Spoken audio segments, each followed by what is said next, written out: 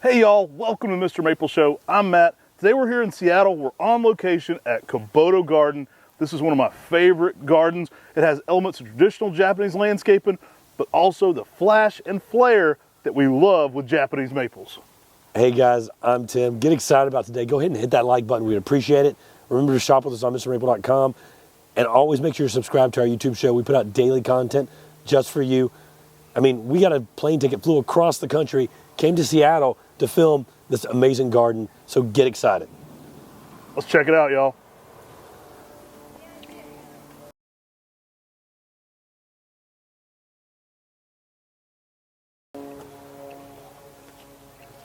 Everywhere you go in this garden, there's Japanese elements all across the garden, but you find Japanese maples everywhere. Like right here, you see this larger Kiyohime type, just spreading out, a large major specimen just right there to greet you as you enter the garden. One of my favorite aspects of this garden is the entranceway. A Japanese artist built this. We'll drop in the name of it, but I love the artwork here.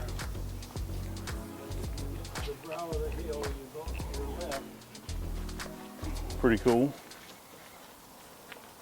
Now, many of the Japanese maples in this garden are starting to light up.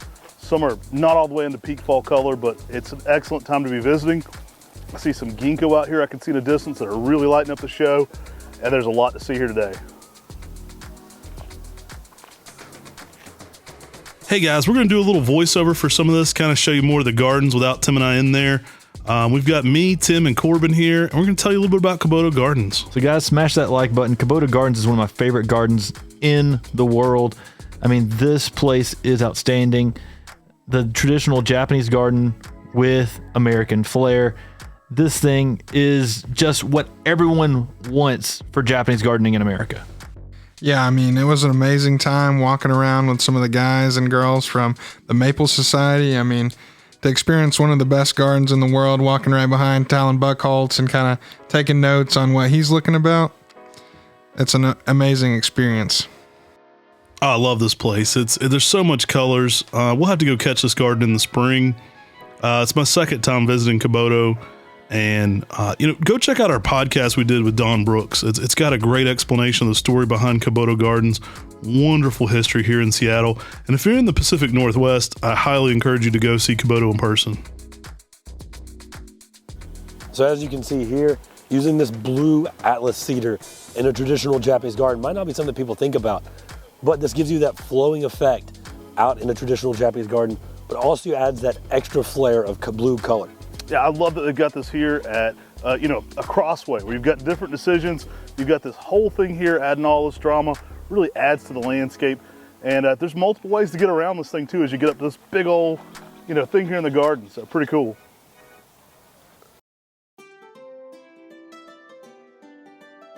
This garden is just outstanding. It's lots of trails with amazing plant specimens everywhere.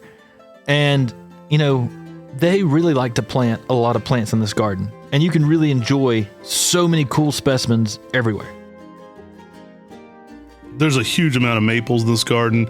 Don Brooks has had a huge impact on it. Now, the Kubota family originally started this garden. They have a wonderful story of kind of retribution. You'll definitely have to go check out that podcast I was mentioning about before, but not really retribution, but like forgiveness is really what I want to say. Where they were in internment camps in World War II and came back after that, still deeded this place to the city to the area of Seattle, and just what a cool public park. Like it has so much meaning to it. I think with that understanding of forgiveness, but also it's just a peaceful place. I was so happy to see the great shape this place is in, and just what Don's put into it. Don Brooks has put a lifetime of love into this place as well. He really has put his footprint on the place, from adding more maples, continuing to expand the gardens, constantly pushing the envelope to make it the best place possible. It's just one of those gardens that you go to that it stands out to me. It's one of my all-time favorite gardens. People ask me that a lot with different magazine articles. They'll say, what's your favorite garden? And Kubota's up there because it's got a lot of elements of traditional Japanese gardening, but it's got a lot of American flash and flair. Now, the original gentleman at Kubota was known for being, very flashy. He liked to dress pretty out there. He wore flamboyant coats and hats with feathers in them, and he had that pizzazz, I guess, for life that I think a lot of the Japanese maples really carry that on here in this garden. Even though it has a traditional Japanese feel, it's got stuff like the original Baby Ghost in this garden. I mean, it's got all the pop you want in extreme cool Japanese maples. It's got hardscape, it's got water features, and it's got lots of Japanese maples. And between those three, I mean, this Japanese garden just shines. I mean, it is outstanding with the different depth. You're walking in, you're walking down trails, you're walking up trails, then you're walking up to huge rock boulders. I mean, there's so many things in here, and the plants are still one of the things that carry this garden. Yeah, I love the fact that, like Sean talks about in some of those Gardening 101 videos, there's a lot of rooms in this garden. And I mean, sometimes, you know, you're filled, I don't know how many people there were that day, but there were some spots where you could be completely alone and kind of like you got swept away to Narnia or something.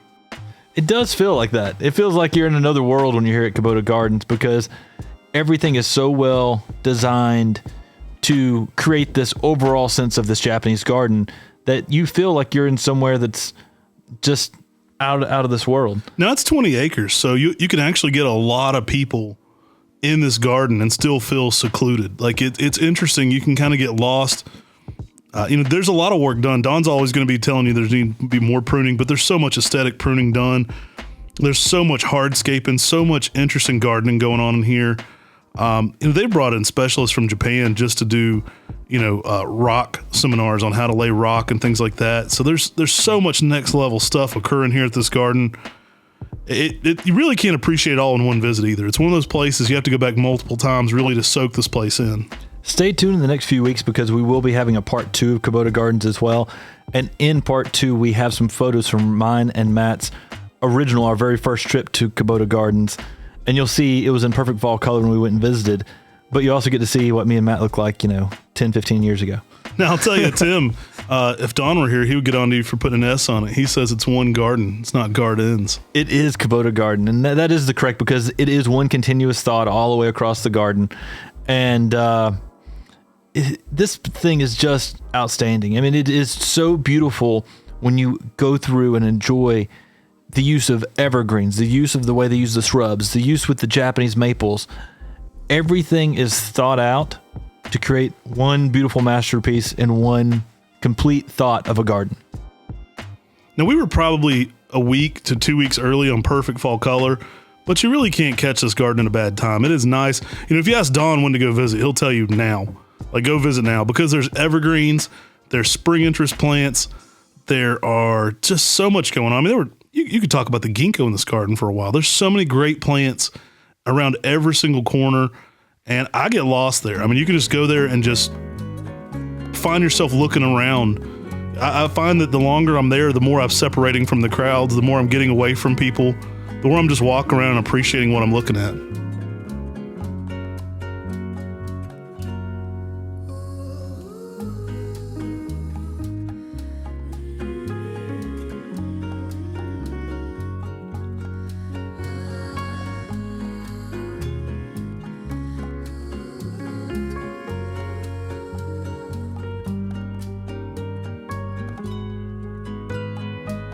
Now, the Maple Society is a great group of people. You can go to the Maple Society website, the North American branch of the Maple Society, and become a member. They do a lot of great tours of gardens, and this was one of those amazing tours that I'll never forget, because Kubota Gardens just has a special place in my heart. I think one of my favorite things about this garden is it's kind of a legacy garden. There's people that have laid their hands on it. There's people that have planted trees from the original gardener all the way down to, the person that's taking care of it right now. And it's kind of funny to think that the first guy, he's kind of flashy, and then you talk to Don and he's a mountain climber and explorer, and it's like, well, that's why this garden is so crazy, is because these wild, eclectic people have been the ones that laid their hands on it and designed it.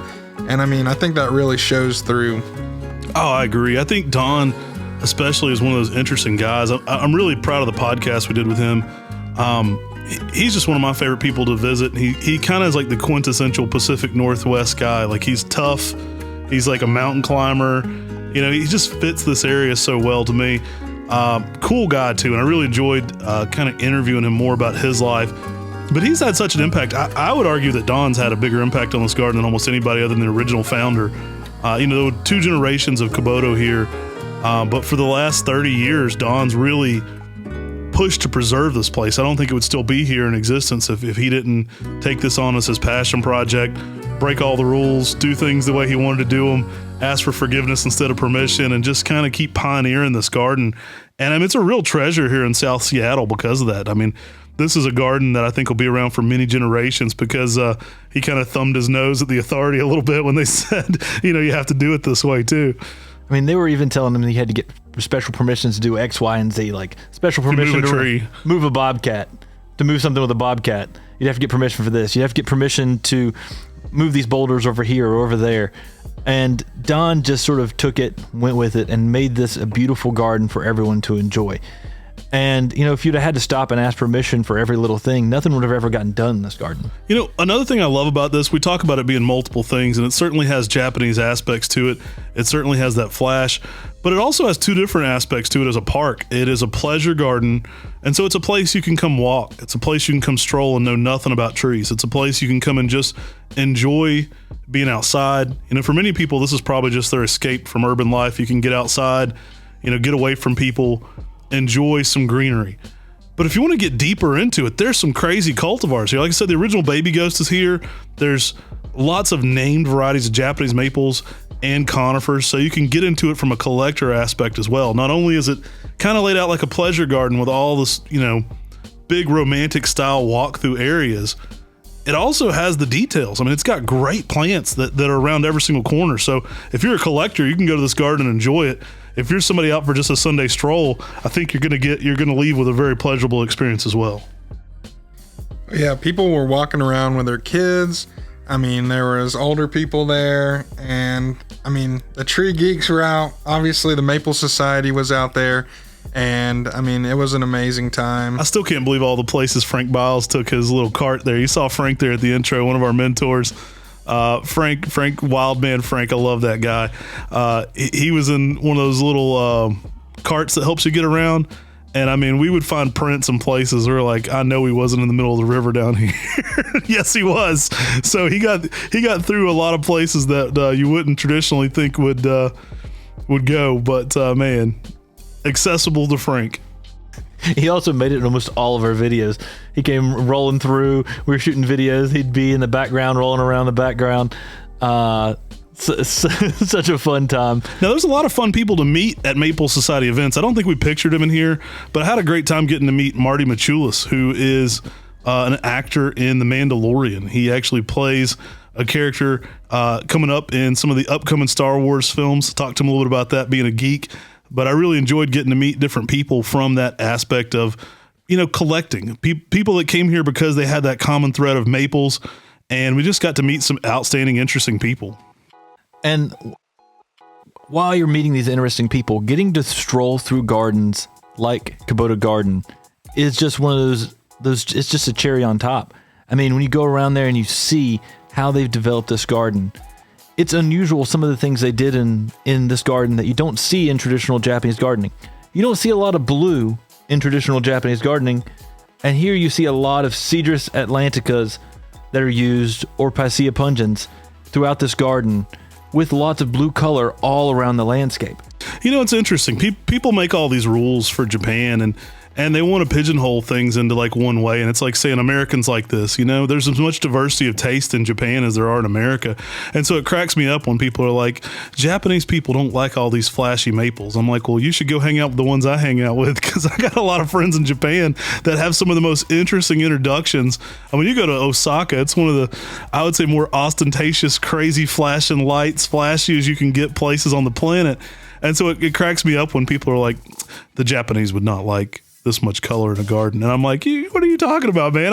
We went to Japanese gardens that have flair. I've got so many friends in Japan that have outstanding, next level, variegated, outside the box plants. So, there's as many tastes as you want. Now, certainly there are rules to traditional Japanese gardening, but I love when you can incorporate some of that flash, that pizzazz, that thing that Japanese maples bring that nothing else brings, that ever-changing 4-season beauty, to some more traditional style gardening as well. Well, rules are just meant to be broken. And when you have traditional Japanese rules, you can stray from that and still have a beautiful Japanese garden.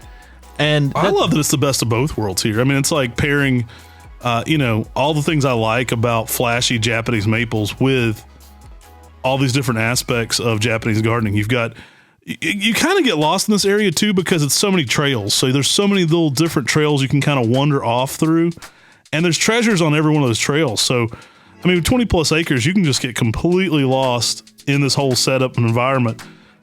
And everywhere you explore has got something new. This is a place where you could spend 2 hours looking at one tree, or you could spend 2 hours looking at 400 trees almost, man. And I think it shows, you can tell how meticulous everything is. And I mean, this is a place I could go and spend maybe 2 weeks at. We'll definitely be coming back and visiting again. It's one of those places you can't go enough times.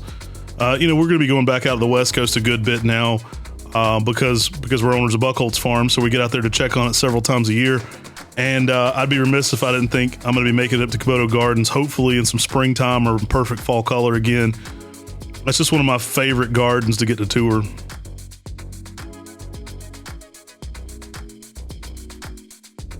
That is just amazing. And you see a big Japanese maple back there in fall color in the background, and you see a big Cedrus atlantica glauca behind that. I mean, the color use throughout this landscape is the thing that just adds so much interest to here. And it's not just the color that you see, but you also see things with weeping habits, things with upright habits, things that have been trimmed meticulously, things that have been allowed to grow out. And there's so many fun things all around this. This particular is just a huge Cedrus atlantica glaucopendula. And looking at it from the inside, all these glaucopendulas grown here together. I mean, it was so cool to look at it from the backside. Later on I got a shot of this from the outside where you could see from the actual where all the blue needles were. But seeing it from underneath, it just grabbed my attention. I love that it's a walled garden. I love all the little room aspects to it, and you can certainly get lost in different settings and setups. It's in the Pacific Northwest, so the rainfall, you get lichen, you get some moss, you get a lot of different mosses going on naturally there. It just adds something aesthetically to all the plants. But I do love that it's walled in. You kind of get that secluded aspect of it. It's part of why you can feel lost in this garden and all on your own, which is just an excellent way to kind of just engulf yourself into what's going on there. My kids would love this. They'd just be making a fort in this immediately. I mean, the trunks on these were over a foot and a half probably in diameter. It's hard to get a grasp on it from the camera, but those trunks are just huge on these Cedrus atlanticas. I think there's so many Japanese maples planted in this garden. I mean, I'd be interested to know the exact count of how many Japanese maples, but it feels like every corner you turn, there's another specimen. And they're different varieties. It's not like they're using the same variety every single time. I know Don said there were 300 plus named varieties. Now, there's a lot of seedlings included in that too. There's a lot of native circinatum. There's a lot of seedling palmatums, things like that they've incorporated into certain designs that are not named. But I think there's well over 300 named cultivars.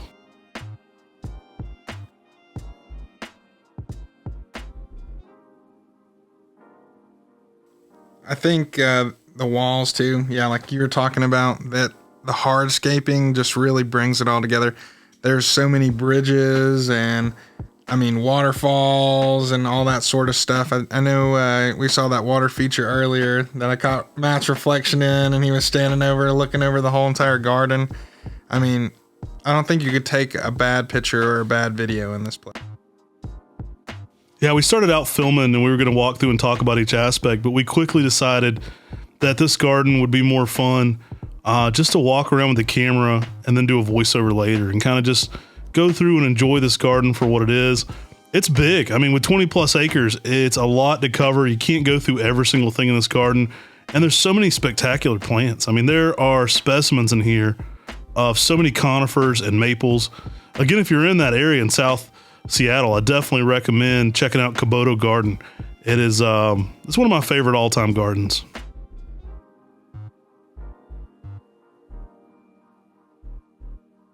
If you haven't already, make sure to sign up for the Maple Society. You can go to the North American Maple Society website. Great group of people there. Bill tells me that now 10% of our total membership found us through our YouTube channel here on the Mr. Maple Show. So I appreciate all you guys who hear me say this and sign up. It's a great nonprofit group of like-minded people who enjoy Japanese maples. Tim and I are both former presidents, and we always promote that whenever possible. Take care. God bless. And have a great day.